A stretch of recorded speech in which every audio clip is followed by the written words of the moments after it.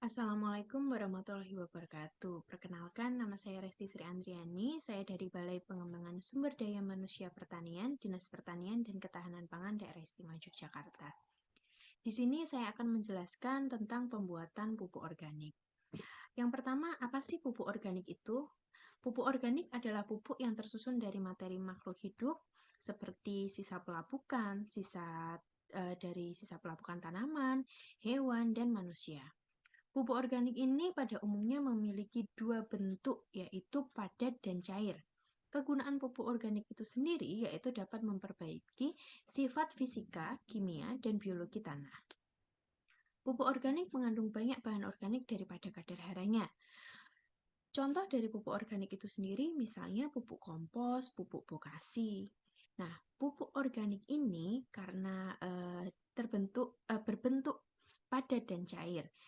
Pupuk organik padat ini berasal dari sisa tanaman atau hewan yang dalam bentuk padat, misalnya kulit dari buah ataupun sayuran yang telah membusuk, ataupun kotoran hewan yang berbentuk padat.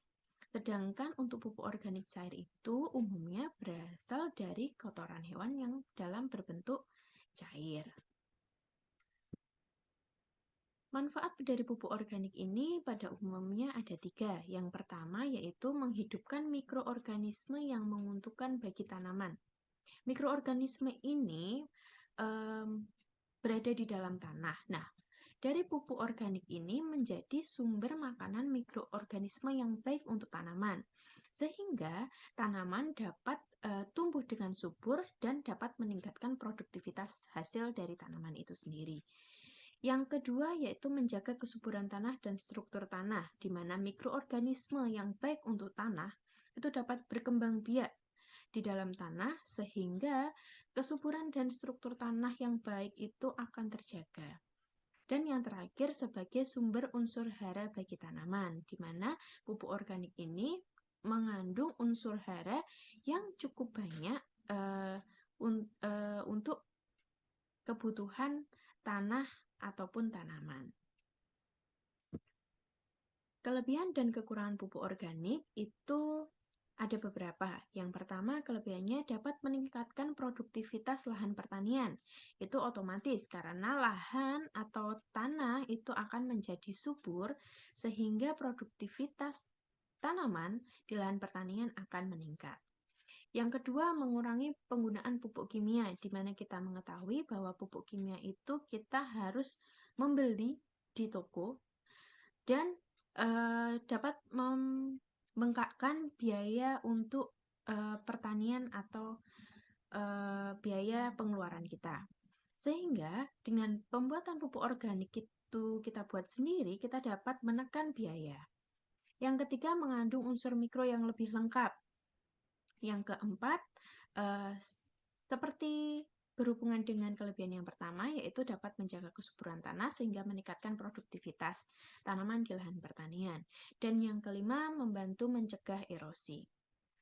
Sedangkan kekurangan dari pupuk organik itu sendiri, itu dapat membawa hama penyakit untuk tanaman.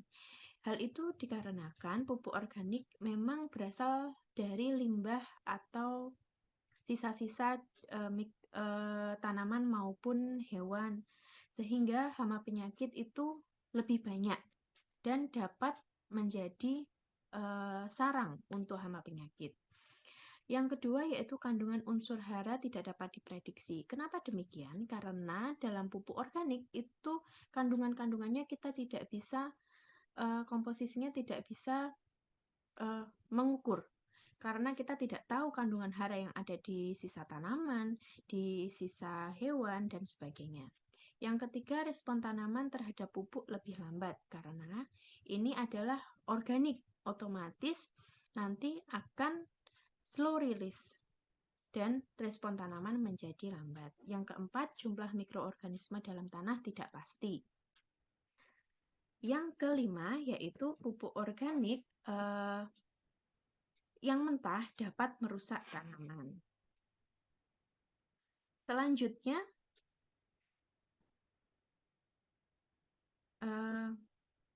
yaitu cara pembuatan mohon maaf, yang selanjutnya yaitu penggunaan pupuk di DIY berdasarkan jenis pupuk itu sendiri.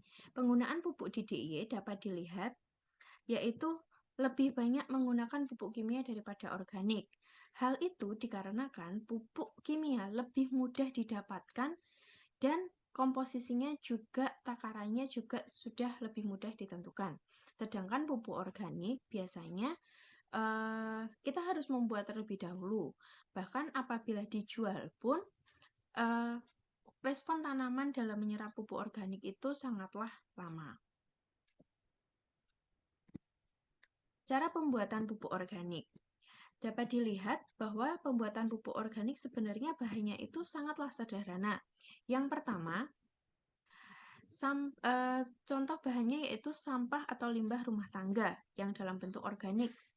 Jadi non-plastik ya, seperti kulit buah, kulit sayuran, ataupun limbah yang lainnya, ataupun kotoran hewan juga bisa. Kita gunakan E4. E4 ini sebagai starter atau mikroba yang akan menguraikan limbah-limbah atau sampah dari rumah tangga tersebut. Yang ketiga, kotak dengan tutup. Ini bisa menggunakan ember dengan tutup yang rapat ataupun tong dan sebagainya. Yang keempat yaitu sprayer. Ini kita gunakan untuk menyemprotkan E4 yang telah kita encerkan. Lalu sendok atau sekop, dan yang terakhir dedak atau serbuk kayu. Dedak atau serbuk kayu ini digunakan untuk perkembangan atau rumah untuk mikroba yang akan menguraikan sampah atau limbah rumah tangga tersebut.